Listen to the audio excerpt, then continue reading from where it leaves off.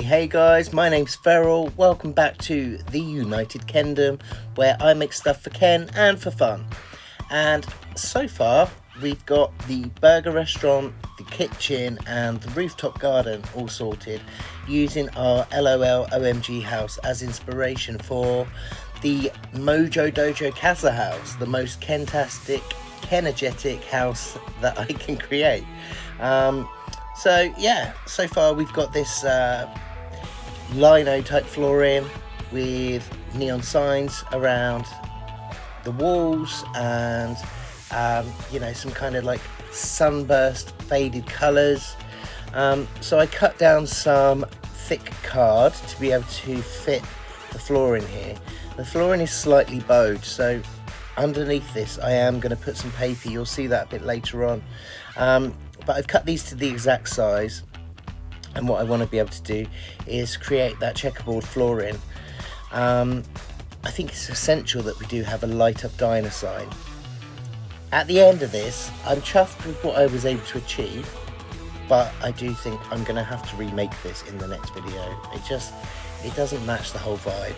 But essentially what I've done is I've cut out a sign that's in the letters of the diner. I've used some trash plastic on the back, which I sanded back to create a frosted back, and then I'm building a box behind this with this mirrored film just to be able to generate more light within the box.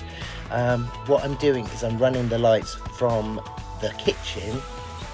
No, I'm not. I'm running them from the burger joint, the UV lights, out of the back of there and then back into this arcade slash diner. And which means that then I can run them into this box to be able to light the sign, but then come out of the box and light the ceiling and the rest of the room. Here you'll see me piecing the whole thing together, using the double-sided tape for the mirrored backing, and yeah, that's kind of how I did this thing. Here's my own Allen, measuring the scale, figuring out where the light needs to go. He does seem to have made this his home. The reason this video did take so long to make is there's been so many fails.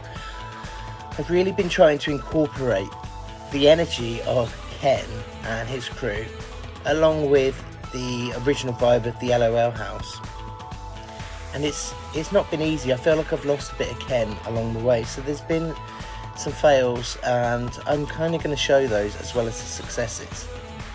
So with the flooring, I've taken these pieces of thick card that I cut down to size, and I'm going to cover it in a primer, which is essentially a white acrylic paint, and use some neon spray paints to create a sunburst kind of sunset effect. And here is me attempting to open the paint. And this is just how I roll.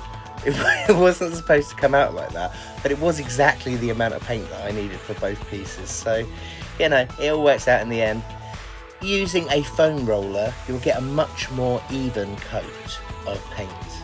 It doesn't look like it at the minute, but you stick with it, and once that roller gets filled up with paint, yeah. And if I'd have just left the card with its grey backing and then put the coloured paint on top, you would have still seen it through.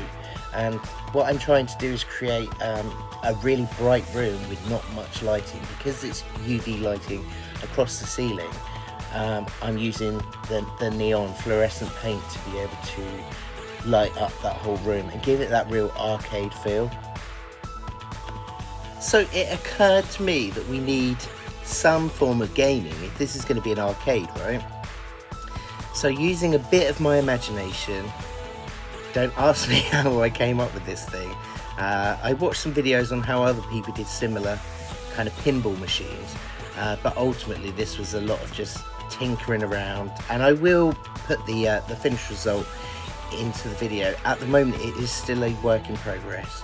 These are the paddles that I created out of some popsicle sticks, and also I just wanted to explain something about bending wood. If you put wood into water and let it soak for a while, you'll see that it becomes quite flexible.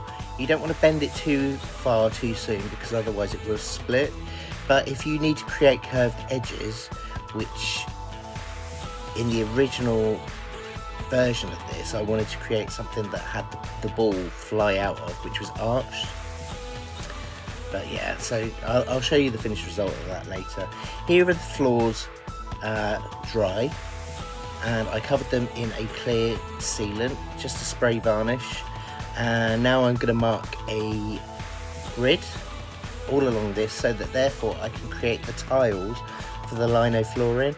So you'll see that there is that gradient that's in the original house as well. I'm pretty chuffed with how this turned out in the end.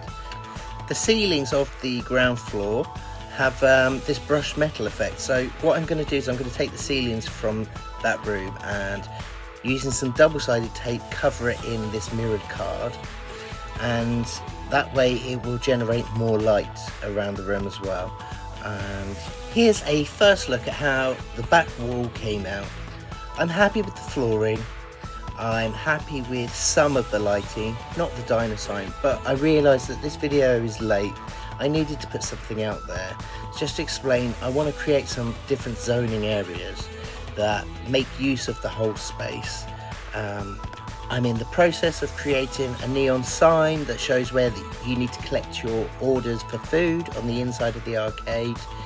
And I just used a clay extruder to be able to create some piping out of Fimo. And yeah, here's a look at the floor sort of midway. It's easier to create this checkerboard effect if you mark every other space. But yeah, as you can see, it is coming together. I'm aware of the fact that this video has taken longer to put out than I would have hoped. I will be back in a few days time when I've made some little tweaks and things and give you an update on how things are coming along. Thanks for coming along for the ride. Please leave a like, a comment, a share and subscribe, and I will see you in the next one. Laters!